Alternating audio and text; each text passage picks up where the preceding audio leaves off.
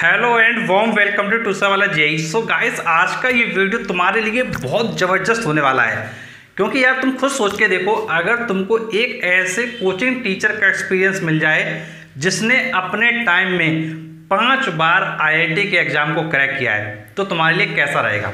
Definitely बहुत अच्छा रहेगा। तुम यार सोच रहे हो कि यार 5 बार आईआईटी क्रैक किया हो, क्या ऐसा पॉसिबल है?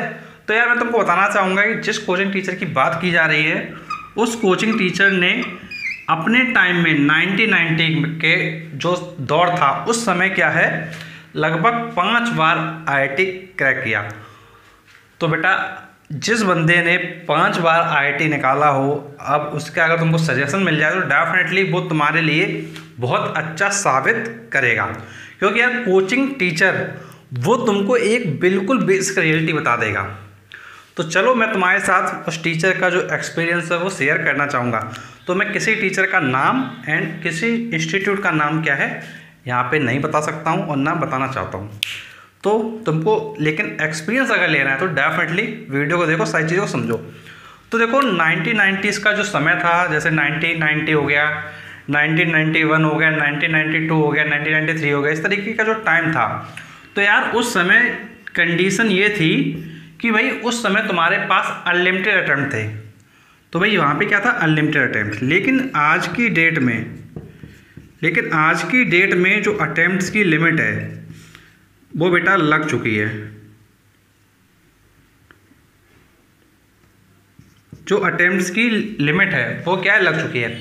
अब ये जो लिमिट लग चुकी है, इस वजह से हो क्या रहा है, इस वजह से यार तुम्हारे पास लिमिटेड अटेम्प्ट और लिमिटेड अटेम्प्ट है, तो उस लिमिटेड अटेम्प्ट में तुमको कैसे तैयार होना है, ये सबसे बड़ा पॉइंट की बात है। तो देखो, अगर मैं तुमसे कोचिंग टीचर की बात करूँ तो देखो उस टीचर ने क्या कहा वो समझ लो। देखो एक बार हुआ क्या था कि क्लास में जो बच्चे थे वो शोर कर रहे थे, बहुत ज़्यादा शोर कर रहे थे। और जैसे ही टीचर ने एंट्री लिया तो बच्चे हो की आवाज़ वो निकालने लगे, तब कुछ बच्चे तालियां बजाने लगे। तो यार टीचर क्लास में खड़ा हुआ है, कोई शोर मचा रहा है, कोई तालियां बजा रहा है कोई बच्चा, तो यार ऑब्वियस सी बात है कि बहुत बेकार लगेगा ना उस टीचर को। तो कहते हैं कि जब यार किसी के साथ ऐसा हो रहा होता है तो कहीं ना कहीं वो व्यक्ति गुस्सा होके ऐसा बोल जाता है जो उसको बोलना नहीं चाहिए था। कई बार जो रियलिटी होती है वो बच्चों को बताना नहीं चाहता था, बच्चों को डिमोटिवेट करना नहीं चाहता था, लेकिन वो बता देता है। तो कुछ ऐसी सिचुएशन थी कि भाई जैसे टीचर ने एंट्री किया, टीचर कुछ रिजल्ट वगैरह अनाउंस वगैरह कर रहे थे और कुछ टॉपिक वगैरह भी पढ़ाने का स्टार्ट कर रहे थे। तो यार बच्चों ने हो मचाना स्टार्ट कर दिया, हो की आवाज़ें, तालियां बजाना शुरू कर दिया। तो उसी बीच क्या होता है, टीचर को गुस्सा आता है, और जब टीचर को गुस्सा आता है तो भाई कई बार वो चीज़ें निकल जाती हैं जो वास्तव में रियलिटी होती हैं। तो ऐसा ही कुछ हुआ। तो देखो हुआ क्या, टीचर ने बोला कि तुम लोग जो ये हो मचा रहे हो ना, मचा लो, लेकिन ये हो 3-4 महीने बाद पता चल जाएगा कि क्या हुआ तुम्हारा। उस समय हो मचाने का टाइम हमारा होगा। टीचर कहता है कि भाई जब बेटा तुम 1000 बच्चे का जो बैच होता है ना, 1000 बच्चे का जो रेगुलर बैच होता है जिसमें 12th पास बच्चे आते हैं, एक्चुअली जो बैच था, जिस बैच में ये बात कही गई थी वो 12th पास आउट बच्चों के लिए थी। तो टीचर ने बोला कि जो ये 1000 बच्चों का बैच है, इसमें से सिर्फ अगर 5 सिलेक्शन भी आईआईटी में हो गए तो मेरी मेहनत क्या है, सफल है। मेरी मेहनत क्या है, सफल है। तो जब टीचर ने ये बात बोली तो भाई बच्चे बड़ा जो है सरप्राइज हुए कि भाई टीचर कह रहा है कि भाई 1000 बच्चों का बैच है और अगर 5 बच्चों का आईआईटी में हो जाता है तो टीचर की मेहनत सफल है। अब यार तुम भी सोच रहे होगे कि यार टीचर की मेहनत सफल कैसे हम कहते हैं, लेकिन यार टीचर बोलता है कि बेटा होता क्या है कि जो स्टूडेंट आ रहे हैं, कुछ स्टूडेंट हमारे पास गांव से आते हैं, कुछ स्टूडेंट छोटे छोटे कस्बों से आते हैं, कुछ स्टूडेंट मिडिल क्लास से आते हैं और कुछ स्टूडेंट अपना जो है रिच फैमिली से होते हैं। टीचर ये बोलता है। अब टीचर ये भी बताता है साथ में कि जो गांव से बच्चे आ रहे हैं, कस्बे से आ रहे हैं, तो कहीं ना कहीं उनका तो बेसिक क्या है, कमज़ोर है।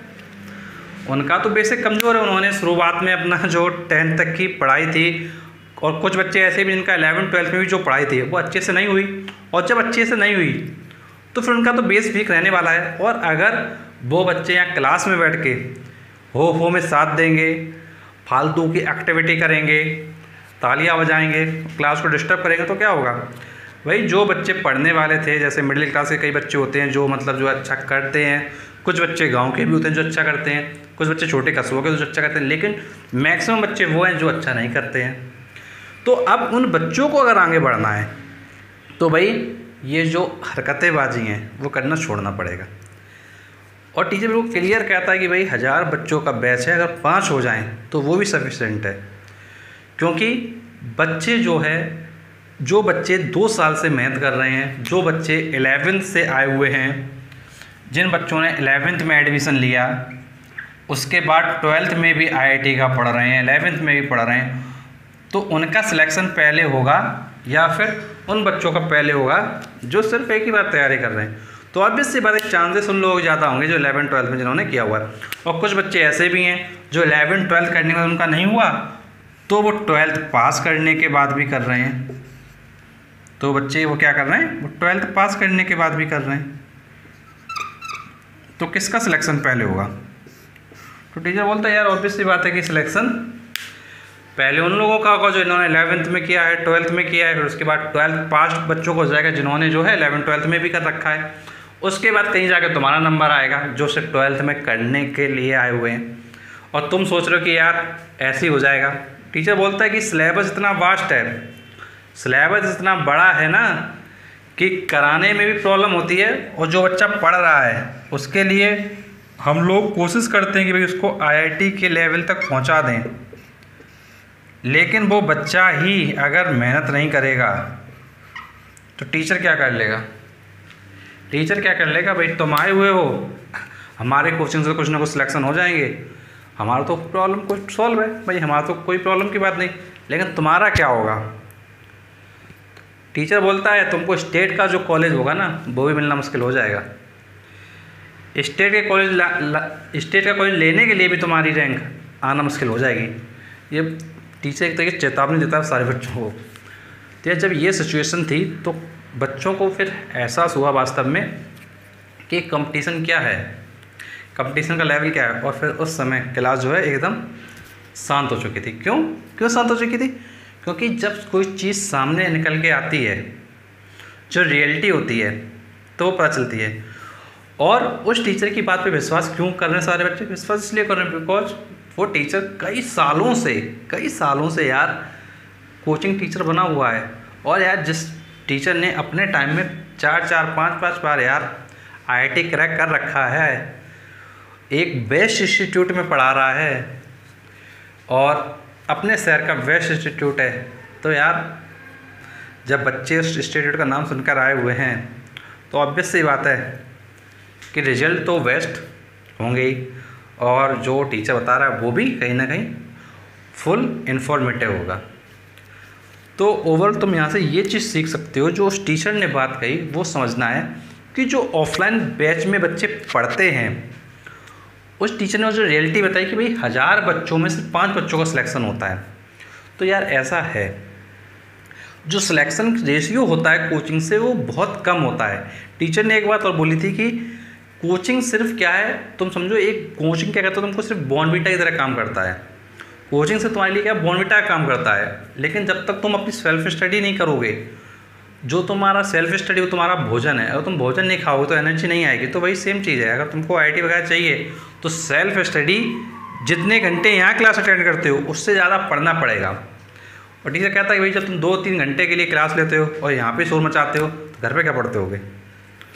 तो ओवरऑल सारी चीज़ों का निष्कर्ष मैं तुमको शॉर्ट में ये कहूँगा कि तुम्हारे लिए जो पॉइंट की बात है वो यही है कि अगर तुमको JEE का एग्ज़ाम निकालना है तो एक चीज़ ये जानना है कि कंपटीशन टफ है, 1000 बच्चों का बैच होता है तो सिर्फ 5 का सिलेक्शन हो रहा है। तो इसका मतलब क्या है? इसका मतलब कि कंपटीशन बहुत टफ है। और कंपटीशन टफ क्यों है? क्योंकि तुमको पता है गाँव से ही बच्चे हैं, कस्बों से ही बच्चे हैं, मिडिल क्लास से ही बच्चे हैं, रिच फैमिली से ही बच्चे हैं। तो रिच फैमिली वाले बच्चों के पास और मिडिल क्लास वाले बच्चों के पास फैसिलिटी थोड़ा क्या अच्छा होता है, उतना अच्छा फैसिलिटी गांव वालों को, कस्बे वालों के पास नहीं होता है। तो कहीं ना कहीं जो थोड़ा सिलेक्शन वगैरह होता है वो रिच फैमिली से और मिडिल क्लास वालों को थोड़ा क्या ज़्यादा हो जाता है। तो तुमको एक चीज़ ये ध्यान रखना है, जब तुम तैयारी करने के लिए जा रहे हो किसी भी ऑफलाइन कोचिंग में, तो टोटली कोचिंग पे डिपेंड नहीं होना है। और ये ध्यान रखना है कि भाई 1000 बच्चों का बैच है, वहाँ बच्चे क्या है कुछ भी एक्टिविटी कर रहे हैं, तुमको उन एक्टिविटी से दूर रहना है और तुमको अपनी पढ़ाई पर फोकस करना है। क्योंकि यार 1000 बच्चे में सिर्फ 5 को सिर्फ IIT मिल रहा है, तो कहीं ना कहीं ये भी सोचने की बात है। और यार इस देश में एक इंस्टीट्यूट तो है नहीं, लाखों की संख्या में इंस्टीट्यूट है और लाखों की संख्या में बच्चे पढ़ रहे हैं।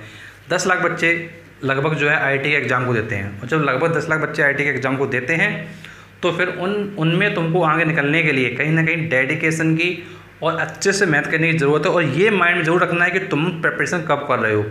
तुम 11th से स्टार्ट किया तुमने, या तुमने 12th से स्टार्ट किया है, या फिर तुमने आफ्टर 12th किया है। तो यार जब आफ्टर 12th वालों की ये कंडीशन है, जो अभी तुमको मैंने बताई 1000 में सिर्फ 5 का सिलेक्शन हो जाए तो भी बहुत बेस्ट है। तो उसके अकॉर्डिंग तुम समझ सकते हो भाई टीचर ये बताना चाह रहा है कि वास्तव में बहुत ज़्यादा कंपटीशन है, उसके अकॉर्डिंग तुमको पढ़ना है, उसके अकॉर्डिंग तुमको अपने आप को एडजस्ट करना है। और अगर एडजस्ट नहीं करोगे, मेहनत नहीं करोगे, तो फिर पीछे रह जाओगे और जो तुम्हारा ड्रीम है फॉर द IIT कॉलेज वो पीछे रह जाएगा। तो सारी चीज़ें मैं तुमको समझाई और एक टीचर का जो एक्सपीरियंस है वो मैं तुमको शेयर किया। और यार ये सारी चीज़ ज़रूर ध्यान रखना, क्योंकि ये जब क्लास का जो एटमॉस्फेयर होता है वो बच्चों पर डिपेंड करता है। लेकिन कुछ बच्चे होते हैं जो शरारती होते हैं, या कई बार कुछ बच्चे क्या बहुत सारे बच्चे जो हैं हो हल्ला करते हैं। तो यार ऐसे बच्चों से दूर रहो। कोशिश ये करो कि भाई तुम्हारा काम जो है पढ़ने का, उस पढ़ाई के काम पे ध्यान दो और हो हल्ला करने वाले बच्चों से दूर रहो और हो हल्ले में साथ कभी भी ना दो। क्योंकि यार तुमको सिलेक्शन लेना है, क्योंकि सिलेक्शन ना होने वालों की संख्या ज़्यादा होगी और सिलेक्शन होने वालों की संख्या बहुत कम होगी। तो तुमको किस में आना है, होने वालों में आना है या फिर ना होने वालों में आना है। तो ओवरऑल सारी चीज़ें मैंने तुमको समझाई। अगर कोई भी डाउट है, कोई भी कन्फ्यूजन है, कुछ पूछना चाहते हो तो डेफिनेटली नीचे कमेंट बॉक्स में पूछ सकते हो। अगर वीडियो अच्छा लगा है तो वीडियो को लाइक करें, चैनल को सब्सक्राइब करें। Thank you so much for watching this video.